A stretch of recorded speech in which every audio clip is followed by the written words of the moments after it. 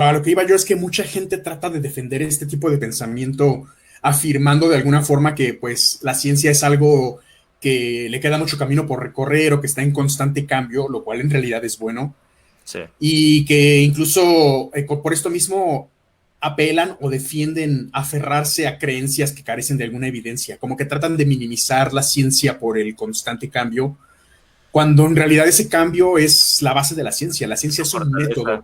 un método Sí. para llegar a la verdad, no una verdad absoluta. Y sin embargo, estas personas lo que defienden, lo defienden como verdades absolutas.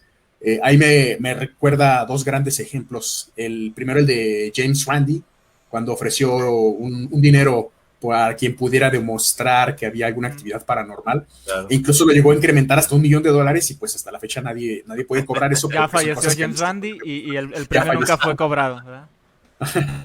Eh, Ay, Por bueno, ahí, ah, Tim Minchin hizo algo parecido ofreciendo su piano. Tim Minchin también. Sí, también. Árale. Oye, ahorita Como- comentaste algo que me sacó un poquito de onda cuando hablabas sobre Carl Sagan, que decía, afirmaciones afirmaciones extraordinarias extraordinarias requieren requieren evidencia evidencias extraordinaria. Eso extraordinarias. lo decía mucho Christopher Hitchens. No sé si él se lo haya copiado de Carl Sagan o algo así, porque yo tenía entendido que la frase era de Hitchens. Tengo más bien, aquí está la base. Estoy casi seguro, no quiero cagarla, pero Yo estoy casi seguro estoy que en viene que aquí. estoy seguro de que El mundo y sus demonios de Carl Sagan fue ajá, donde primera vez lo dijo. Ok. Y ya de ahí Hitchens la adaptó utilizando su famosa navaja de Hitchens. Sí, sí, sí, ok. claro. Es una adaptación. Ok. Pero básicamente, pues, La incluso idea si es nos remitimos más hacia atrás, podemos hablar de la tetera de Russell. Estas son reducciones de la tetera de Russell que Bertrand Russell decía que si él afirmara que entre la Tierra y Marte hay una tetera de porcelana girando alrededor del Sol, pero que es tan pequeña que nadie la puede ver, esa aseveración, no, pues, ¿cómo iba a ser refutada si no hay forma de refutar algo que él está declarando? no es Es más o menos falsable. algo. Así Sí. es. Exactamente. Entonces, Ay, caray, bueno, qué interesante está esto. sí, fíjate, yo siempre tuve entendido que esa frase era de Christopher Hitchens, pero ahorita que ya me dices, pues bueno. Ahí Eh, queda. De hecho, está, yo quiero comentar algo al respecto adelante, con adelante. la frase. Es una anécdota rápida con Santiago Alarcón de Rincón Apologético. Bueno, Ujú. les comento que yo he tenido en dos ocasiones he tenido charlas cara a cara con él y bueno, ya recientemente me bloqueó en Twitter, aunque déjenme decirles que ya me desbloqueó, ¿eh? Lo Ah, mira. descubrí casualmente porque en el Twitter de Nedante Rústico vi que le comentó cosas y dije, voy a contestarle, pero luego me acordé, no me tenía bloqueado este brother. Ujú. A ver, y ya vi que puedo ver otra vez sus tweets, me metí a su perfil, tengo la opción de volverlo a seguir, bueno, ya esta vez no lo seguí, pero puede darme cuenta de que me desbloqueó. Yo asumo, no lo sé, o sea, estoy aquí asumiendo algo que si bien no tengo evidencia de ello, tengo unos indicios que me pueden llevar a esta conclusión sin ningún problema, porque digo, yo lo etiqueté tanto en Facebook como en YouTube, en Instagram hablamos después de que me bloqueó, pero asumo o puedo permitirme asumir, en este caso, que vio mi video, ¿no? Entonces, de alguna manera, yo no sé si fue a causa del video, porque eso sí no lo voy a asegurar, pero por la razón que haya sido, él me desbloqueó. Y pues bueno, pero volviendo al tema aquí de lo de la navaja, Yo quería, resulta que estábamos hablando de la resurrección de Jesús, brother, porque hablaban acerca de que se tiene perdón, del Nuevo Testamento, se tienen un número de copias que superan por mucho las copias que se tienen de algunos textos de los clásicos, de los textos antiguos, de filosofía, de historia y demás, ¿no? Pero entonces eso tendría que llevarnos a la conclusión de que Jesús efectivamente resucitó. No, porque resulta que a diferencia de cosas que podemos pensar sobre, como por ejemplo Alejandro Magno, lo que te decía Cuitulo ayer, brother, hay cosas que podemos asumir como ciertas porque vemos que en la realidad suceden. Pero si Ujú. vamos a hablar de los dragones y que la hermana de Alejandro Magno se hizo una sirena y que Alejandro Magno es hijo de los dioses, bueno, eso no, porque son afirmaciones extraordinarias.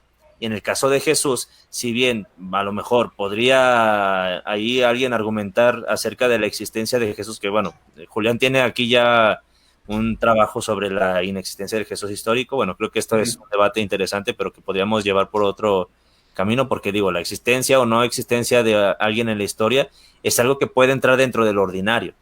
Hay evidencias ordinarias, como en este caso los escritos antiguos, pueden funcionar, pero para un caso de una afirmación extraordinaria, como es el caso de que esta persona haya resucitado de los muertos, la evidencia proporcionada ya no es suficiente, porque no te puede ayudar a saber que un hecho de tal naturaleza efectivamente haya sucedido.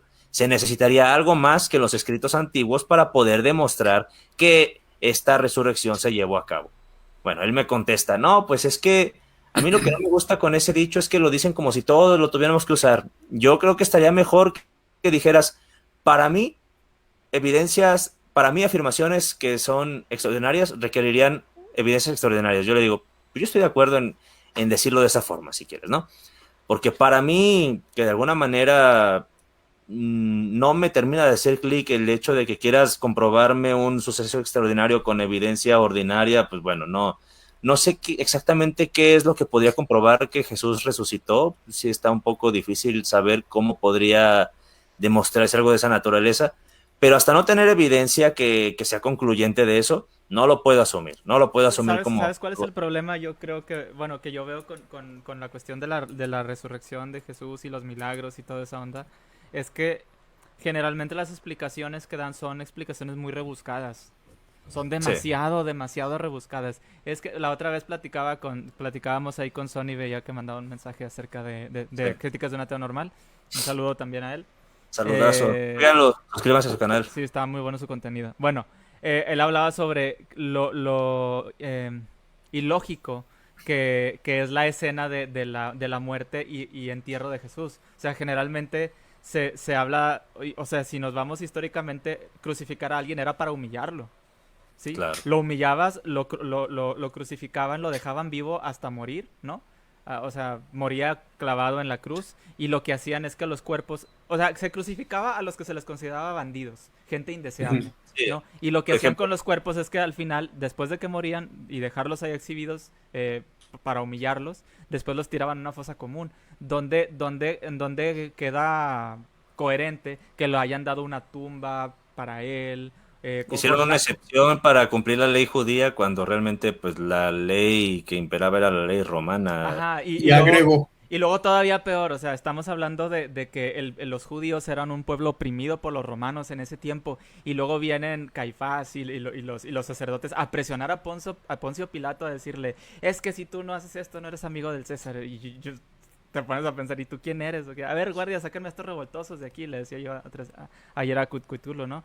O sea, es prácticamente tan ilógica y fuera de contexto la historia de Jesús, tomando en cuenta también que, por ejemplo, los romanos tenían una peculiaridad, y eso, digo, todos lo sabemos muy bien, que todo mundo, mejor dicho, cualquier cosa que pasaba se escribía. Sí. Alguien se tiraba un pedo y lo escribían. O sea, todo lo que pasaba se empezó a documentar.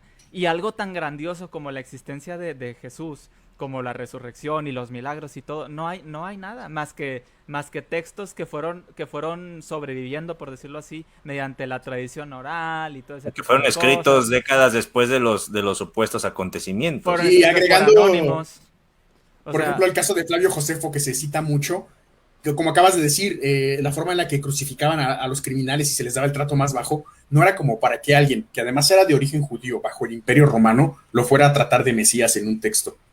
Entonces, hablando eso del famoso Testimonium Flavianum, que es una inserción Flaviano, es una interpolación de Eusebio de Cesarea, confesadamente fue una interpolación, pero bueno, obviamente no es que no te lo digan, es que muchos ni siquiera lo saben, brother, porque con trabajos saben qué carajos es el Testimonio Flaviano.